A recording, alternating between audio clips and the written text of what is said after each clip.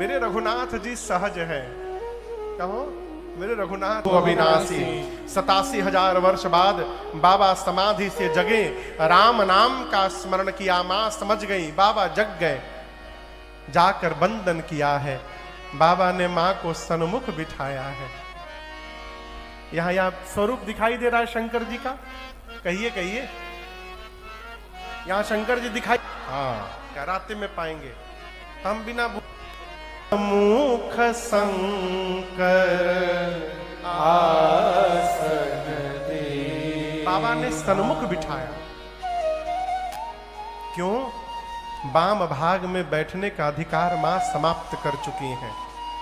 बाबा ने त्याग कर दिया है, सामने बिठाया। बाबा सोचे इनको कष्ट होगा, 87,000 वर्ष से अकेली हैं, राम कथा सुनाने लगे कहन हरि कथा रसाला। उसी समय घटना घटी, सती मैया के पिता दक्ष को ब्रह्मा जी ने प्रजापतियों का राजा बना दिया।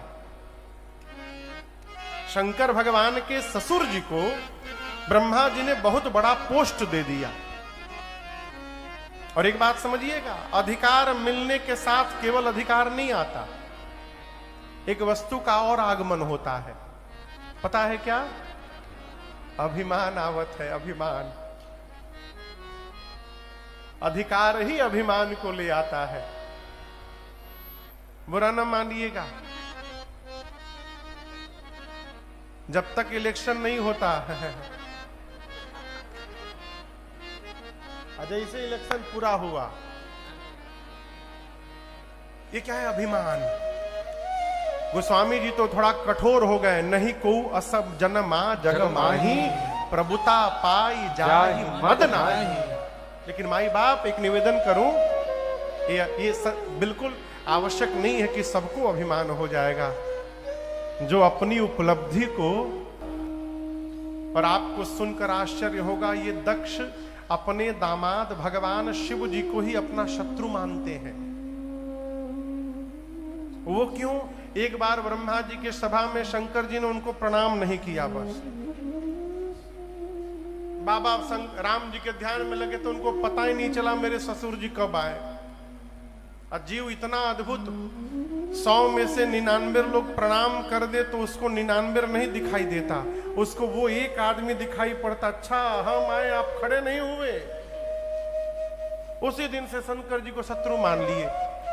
अपमानित करने के लिए हरिद्वार में, कनखल में यज्ञ की रचना की, सबको बुलाया छोड़ ब्रह्मा विष्णु महेश।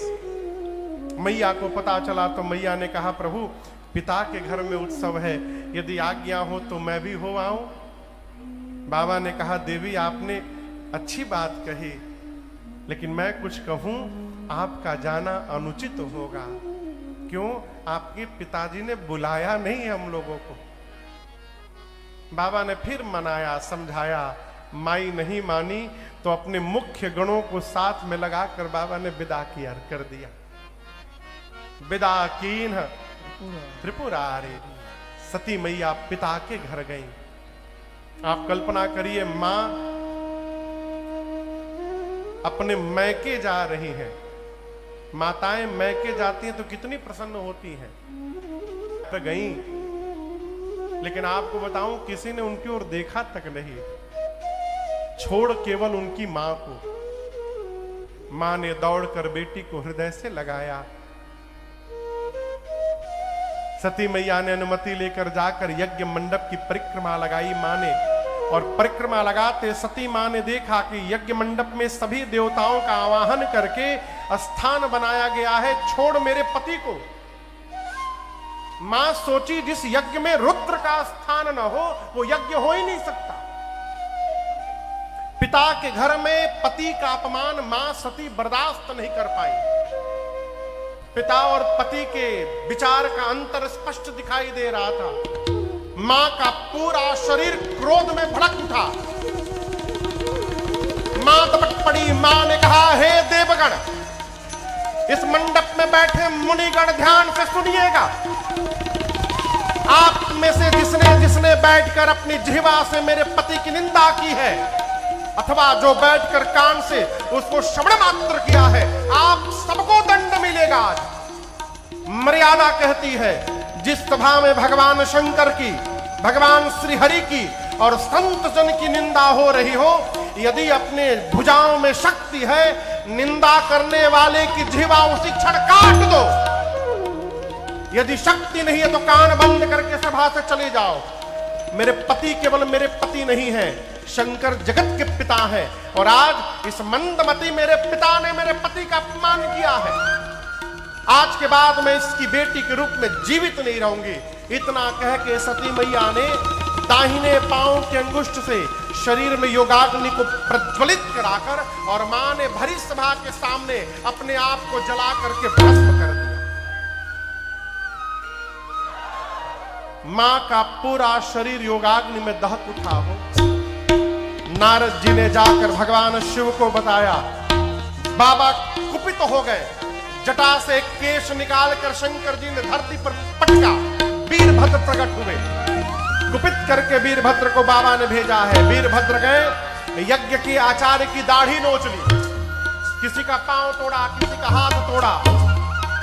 दक्ष के सर को पकड़ा, हाथ से घुमाया, धड़ से सर को उखाड़ कर ले जाकर अग्नि कुंड में यज्ञ की पूर्ण आहुति करना। पूरा यज्ञ तहस नहस हो गया हो। ये कथा कहती है, मैं मन में बैर भाव रखकर सत्कर्म भी करने जाइएगा, आपका सत्कर्म पूरा होने वाला नहीं है। मन की शुद्धता जब तक नहीं होगी।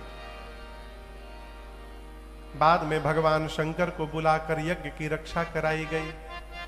और इधर दर्शन करिए, सती मरत हरिशन बरमागा, सती मरत हरिशन बरमागा, जन्म जन्म शिव पद अनुरागा, जन्म जन्म शिव पद अनुरागा, तेहि कारण हिमगिरि गृह जाई, तेहि कारण हिमगिरि गृह जाई, जनमी पार्वती तन पाए, जननी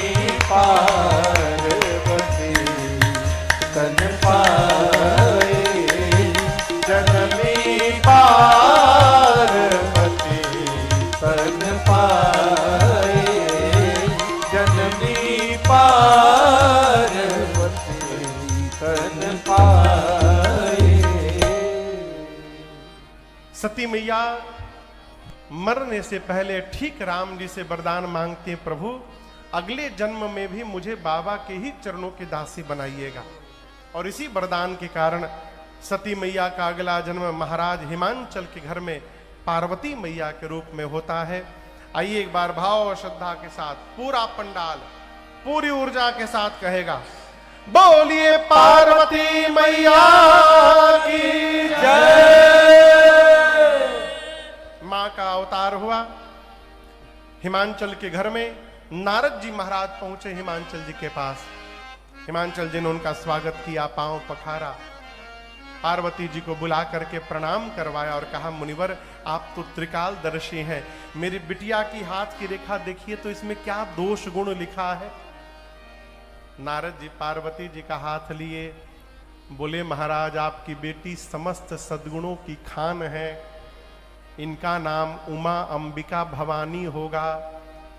आपकी बेटी का सौभाग्य अखंड रहेगा महाराज, आपकी बेटी की सर्वत्र पूजा की जाएगी, आपके बेटी के कारण आपको यश की प्राप्ति होगी महाराज। आपके बेटी के नाम से देवियां संसार की पातिव्रत धर्म का पालन करेंगी। हिमांचल जी बोले दोष नहीं है ना कोई। नारद जी बोले बेटी में तो नहीं है, लेकिन इनके जो पति बनने वाले हैं उनमें थोड़ा दिखाई दे रहा है। कहिए तो उनका बता दूं। हिमांचल जी बोले बताइए। नारद जी बोले नोट करिए, अगुना अमाना मातु पितु हीना। आपके बेटी का पति अगुण होगा। क्या होगा? जोर से बोलिए। अगुण मने? अगुण मने? बाबूजी आप बताइए। अगुण मने? जिसमें कोई गुण ना हो, यही है। बोलिए। कुछ बोल ही नहीं रहे बाबूजी। हाँ चाहे ना बोलिए। अगुण मने?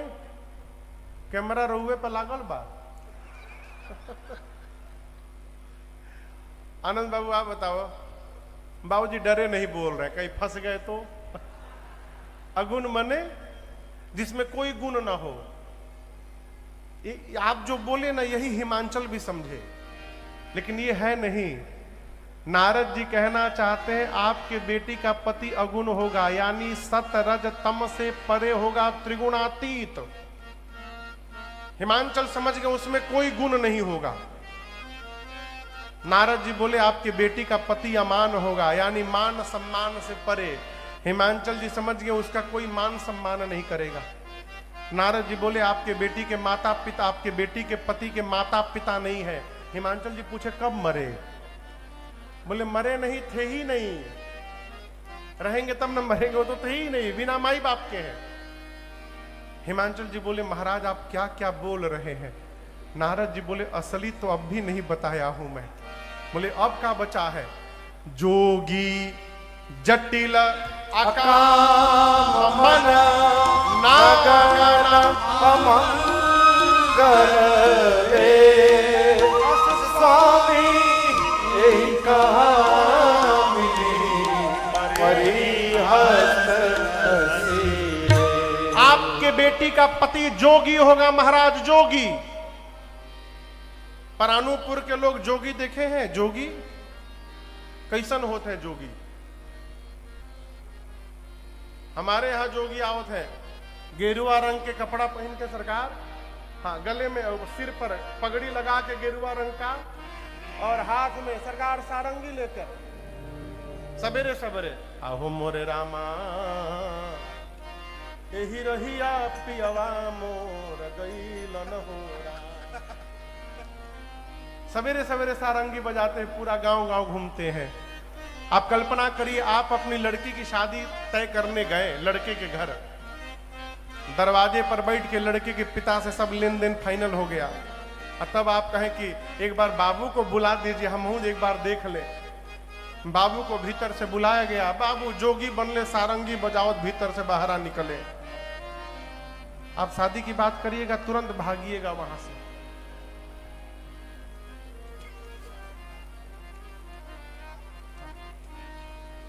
नारद जी बोले आपके बेटी का पति जोगी होगा, उसकी विशाल जटाएं होंगी, निष्काम भाव में रहेगा। हिमांचल जी कपार पकड़ लिए, बोले अब बर्दाश्त नहीं हो रहा है। नारद जी बोले असली अब भी नहीं बताया हूं। हिमांचल बोले अब क्या बचा है? नारद जी बोले महाराज आपके बेटी का पति नंगा रहेगा, वो कुछ नहीं पहनेगा, नगन अमंगल वेश, अमंगल वेश बनाकर घूमेगा। हिमांचल जी बोले क्या बोल रहे हैं आप? नारद जी बोले हम नहीं बोल रहे, आपकी बेटी की हाथ की रेख। हिमांचल जी थोड़ी देर रोए और उसके बाद नारद जी को पंडाल के बगल वाले ग्रीन रूम में ले गए, अलग ले गए। जाकर बोले नारद जी कोई दूसरा उपाय है दूल्हा बदलने का आपके पास? यदि कोई उपाय है तो दूल्हा बदल दीजिए। नारद जी बोले दूल्हा तो नहीं बदलेगा, दूल्हा यही मिलेगा। लेकिन हिमांचल जी जे जे बर के दोष बखाने ते सब शिव पही मैं अनुमाने। मैंने जो जो वर का लक्षण बताया है आपको, वो सारे लक्षण केवल एक में विद्यमान है, और वो है भगवान शंकर। यदि भगवान शिव से आपकी बेटी का विवाह हो गया तो आपकी बेटी की जय जयकार हो जाएगी। महाराज उपाय बताने के लिए आया हूं, यदि आपकी बेटी तपस्या करेंगी तो भगवान शंकर अवश्य प्राप्त होंगे इनको।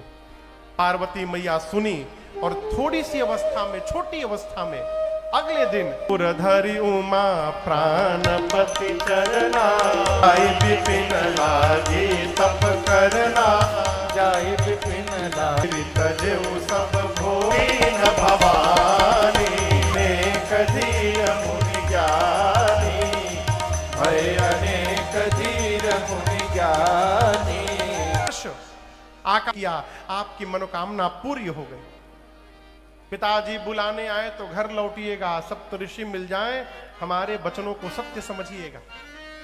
इधर भगवान शंकर को सती मैया के जाने के बाद वैराग्य आ गया।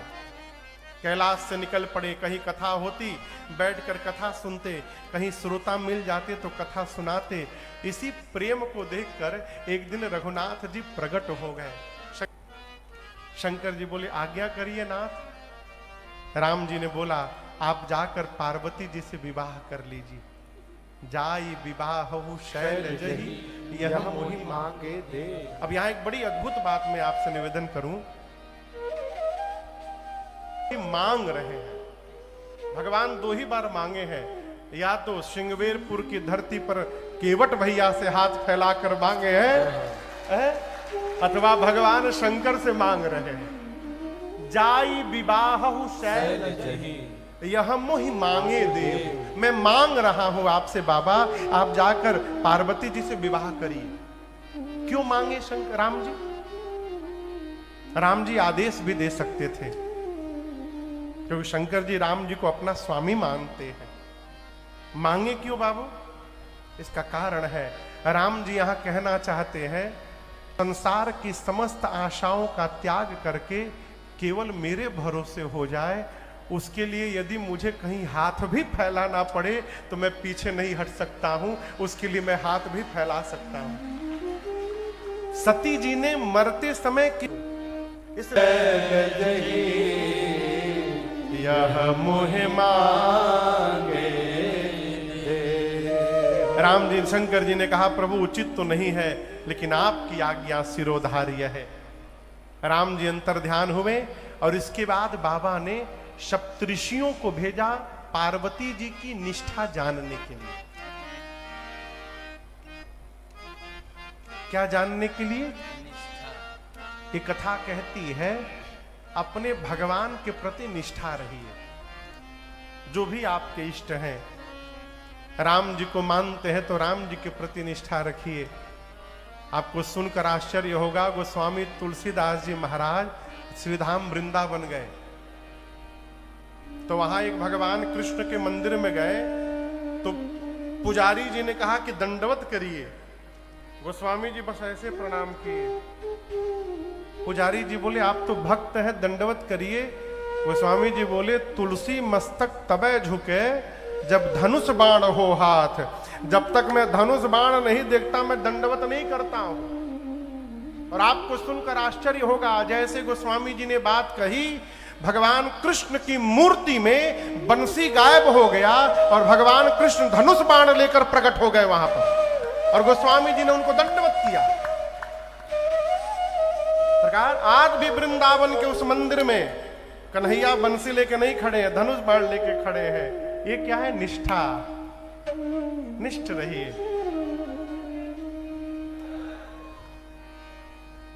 यदि आप कृष्ण के भक्त हैं तो कन्हैया में निष्ठावान रखिए। कन्हैया में निष्ठा रहेगी तो रघुनाथ जी में ही कृष्ण का दर्शन प्राप्त हो जाएगा आपको, है? सप्तऋषि जाकर पार्वती जी से बोले आप किसके लिए तपस्या कर रही हैं? आप शंकर जी को जानती हैं, भीख मांग के खाते हैं। भीख मांगी भव खाई। पहली पत्नी को पिता के घर यज्ञ में भेजकर जलवा दिया।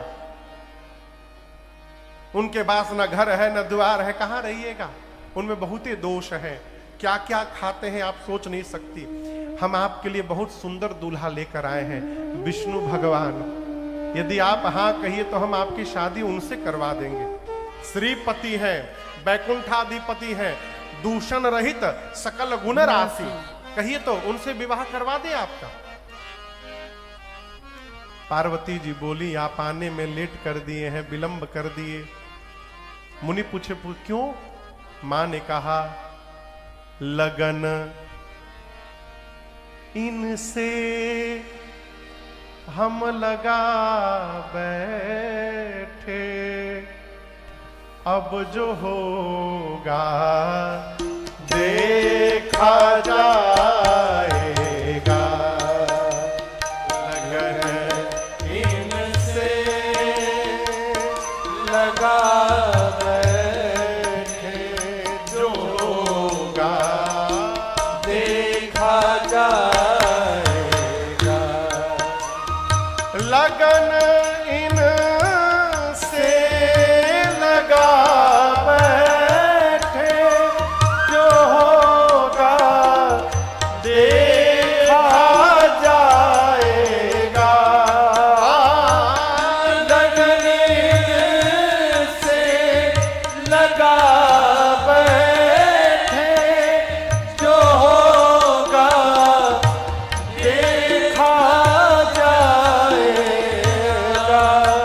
जो होगा देखा जाएगा।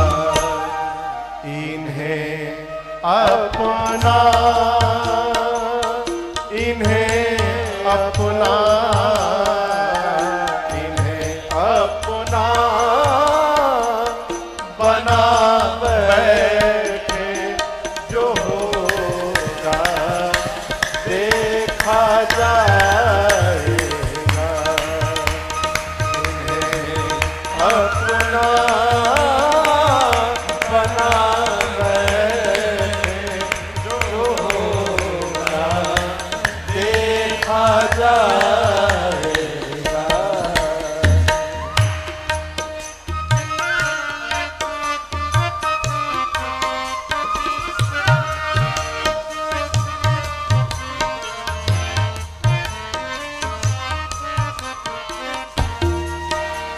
कभी दुनिया से डरते थे, तो छुप छुप याद करते थे। कभी दुनिया से डरते थे, तो छुप छुप याद करते थे। तो छुप छुप याद करते। अब लो अब पर्दा, लो अब पर्दा, लो अब पर्दा हटा बैठे, जो होगा देखा जाएगा। पर्दा हटा बैठे, जो होगा देखा जाएगा।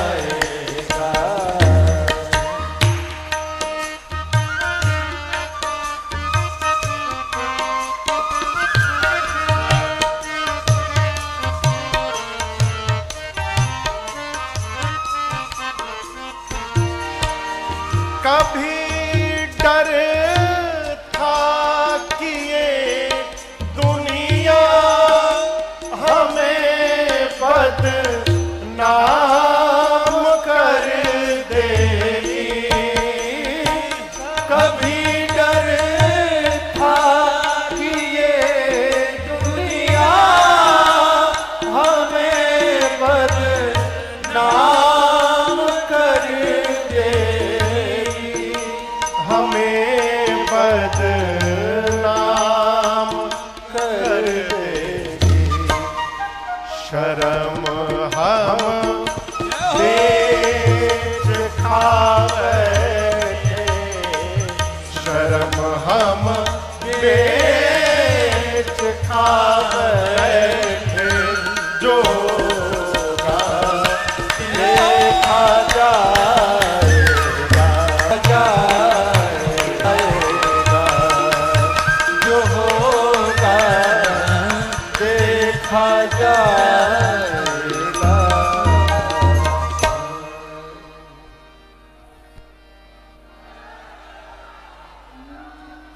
इन्हें अपना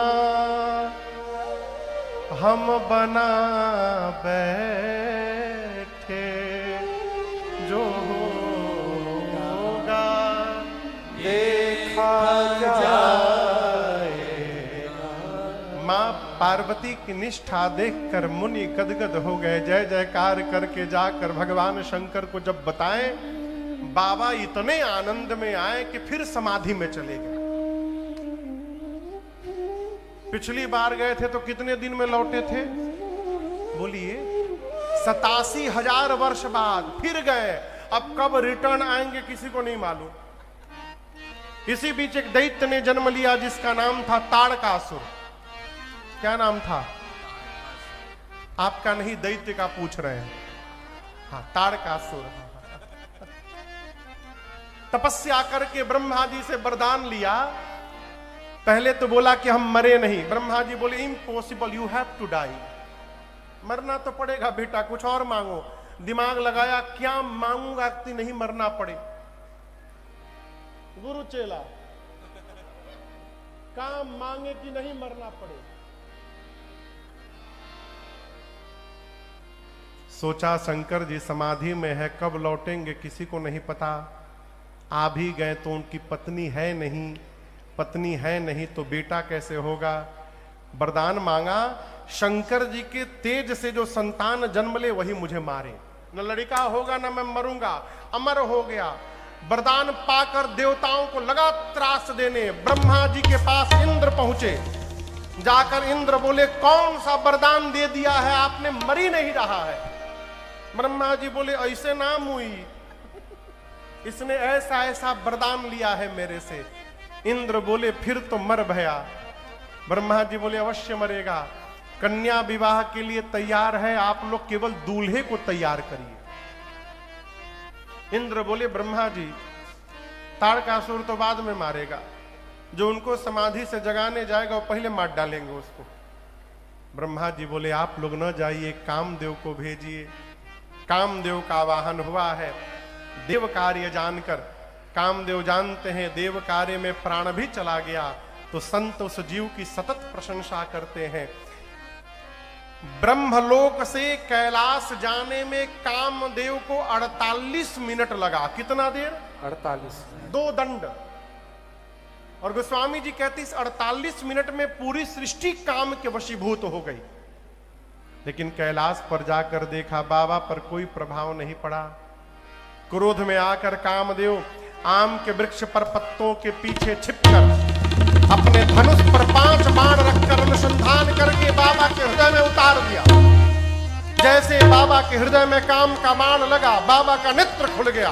किसने मारा? तब तक आम्र पल्लव के पीछे छिपे काम पर दृष्टि गई, और जैसे बाबा ने काम को देखा, ताबसीवती सर नयन उधारा, हितवत काम जय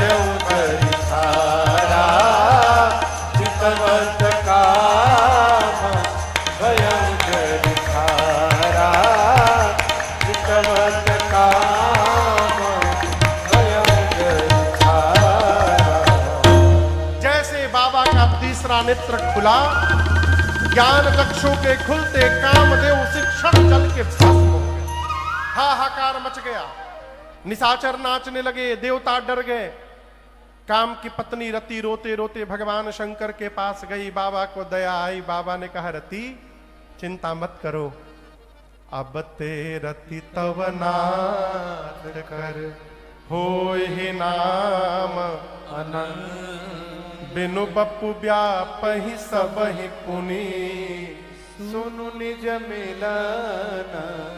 बाबा ने कहा, रति आज के बाद तुम्हारे पति का नाम अनंग होगा, बिना शरीर सब में व्याप्त होंगे।